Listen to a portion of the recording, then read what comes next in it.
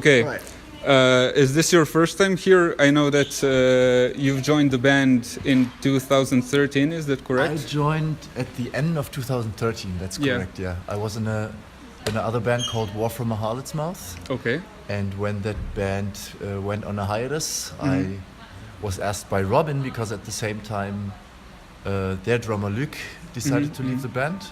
And I knew Robin from earlier tours. So yeah, that's when I joined the band. And I know that the Ocean have been here before, I think in 2013. There were some problems. The first time I saw them was in 2010. They were supporting the Dillinger Escape Plan, and that was in Italy. Yeah. And then in 2011, they were supposed to play here with Red Fang and Intronaut. Intronaut, yeah.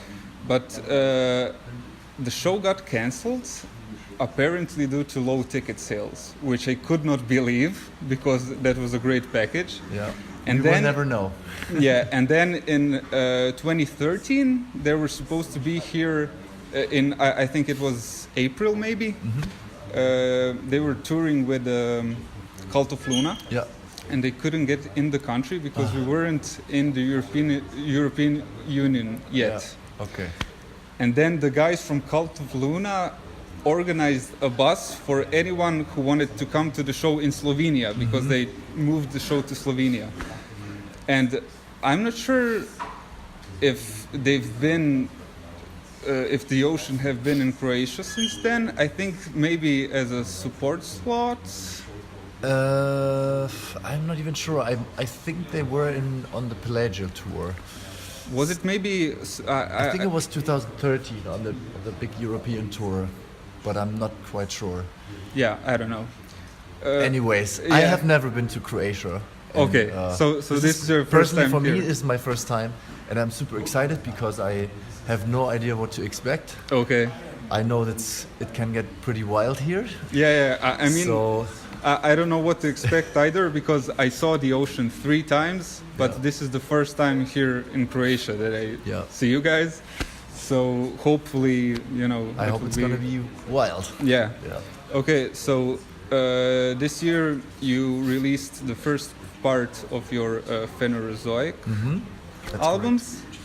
And this is your first time contributing to a record, a full length. A full length, yeah. Yeah, you did a split EP, right? With mono, yeah, the Transcendental EP with mono, and with one song on it only. Yeah, but it's like a 12-minute song, right? It's a 12-minute song, and the same material from the new album was also written in the same time frame as the song on the split. Okay. Yeah, and the album is the first real album I drum on for the band. Okay. Yeah. And I know that Robin is the main songwriter of the band, but did you have a creative input when it comes to Well, he's the songwriter. Yeah. He composes the music and writes everything on his own in a little house in the middle of nowhere. Okay. And this time, for the first time, we sat down in a rehearsal room for about a month and intensely worked on details and making everything more fluent and more coherent. And we had a lot of time to check everything out personally and to see if it even works. Because usually when he writes songs, they pretty much stay the same. And you never know in advance if the songs work live or not, and you don't really get a feeling for it. So this time we had the chance to find out in person if the songs are fun to play or if they're, I don't know, if they're boring or whatever. And we also had a songwriting session in this house as well to write songs for the second part of the album, which will be released in early 2020. Okay. And I also contributed 2 songs as a songwriter, and of course drums already, because I recorded them in Iceland earlier this year, and I recorded drums for both albums already, so I'm pretty much done. Okay. Yeah. My job is done already. So everything is recorded for the next album? Not everything. We have the drums ready and the guitars. Okay. And we need to record bass, vocals, and but additional the things. song structure The songs and are everything finished. Yes. Okay, yeah, because you had those vlogs about you recording, Yeah. and there were some snippets of some songs that weren't on this album. So Exactly. There are some rough mixes. oh, okay. So it's like from the songs. demos, or It's very raw material, so it's not mixed at all, and it's just an idea what happened there. yeah, okay. But Yeah. I mean, it sounds great. It sounds anyway. good already. Yeah. Yeah. And when it comes to how you approach drumming, you said you were in a band, War War from a Harlot's Mouth. Yes. War from a Harlot's Mouth. Okay. And did you kind of change your approach when you came into this band? Because I know that Luke was quite had a jazzy style to it.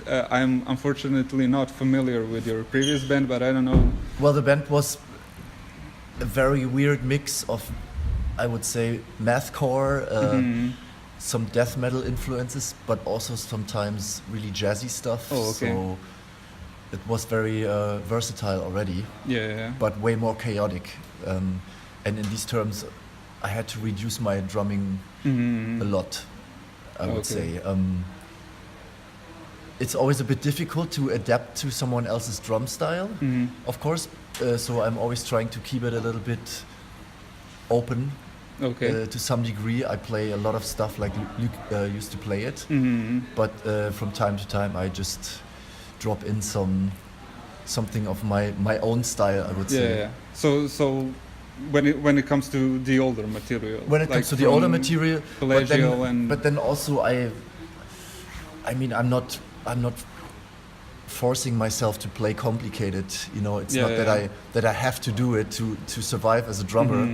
So writing songs is always a very, I would say, like adaptive process, because I try to work out something that makes sense both for myself as a drummer, to be happy with what I'm playing, but also not to overplay and to make the song work, to make everyone happy, you know. Yeah. The drums on this new album are, I mean, fantastic. Thanks. I mean, in general, like the rhythm section really shines on this album. Absolutely, I'm also super happy with Matthias' bass lines. It's just it's gonna very good bassist. Yeah, I mean, this is gonna be quite a new experience for me. I mean, I saw the Ocean 3 times already, but the last time was 5 years ago. Yeah. So this is almost completely. It's almost like a new band. A new band, yeah. I mean, just Robin and Loic are still left from the previous lineup, and I'm curious what is. I mean, I know that on the second part of the Phanerozoic, it's like Cenozoic and Mesozoic and Cenozoic. Yeah, exactly. It's basically 2 parts. It's going to be a double album. Oh, it's gonna that is gonna be a double album. It's pretty sure it's going to be a double album. Oh, okay. Like a double album. You can say 2 EPs or whatever, or 2. Okay. So maybe like Precambrian double album stuff. Maybe like that. Oh, okay. And I don't want to tell too much already. I mean, if you follow the geological eras, you can pretty much tell you can pre-tell what's happening. But we didn't want to release 3 albums, but rather work with the material we have, and that ends up in pretty much. It's a lot of music. Yeah. So this is like a. What did they say? Like a missing link between Precambrian and heliocentric and anthropocentric. Yeah. And do you know, like,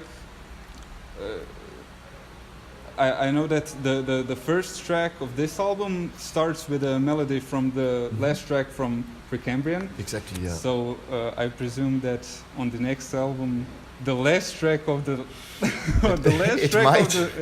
It might, but that might also be a little bit too much of something throwback. You would expect, you know. Okay. I mean, we don't want to give everything the people want, you know. If everyone's like, we expect this to be exactly like this. No, because I'm saying that because I mean, the songs are written. Yeah.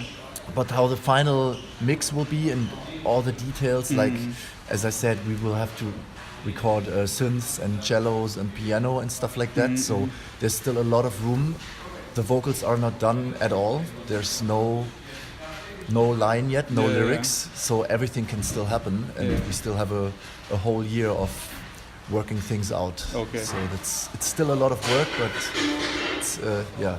it's very interesting. I just mentioned the throwbacks to Precambrian because it immediately reminded me of I don't know, you know about the band Neurosis? Of course. Neurosis, and it reminded me of the Sovereign EP that connected the Times of Grace and The Sun That Never Set. So I was just curious about that. Yeah, I mean, I think that's something that musicians automatically do in general, not because they plan it ahead, but just because it happens and they find themselves in parts they have been already, but also approved and development happens, you know. So you always look back on what you have done and try to find a good way to connect to yourself, pretty much, you know, to your creative self.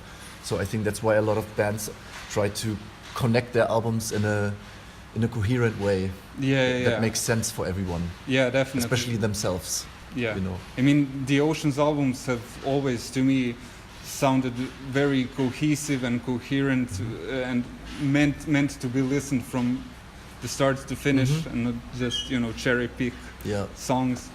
So I'm looking forward to the show tonight, and I hope you guys come back when the second part drops. I hope so too. Yeah. Okay. Thank you very much for the interview. Thanks for taking the time. Yeah. Thank you for coming here. Thank you. Okay.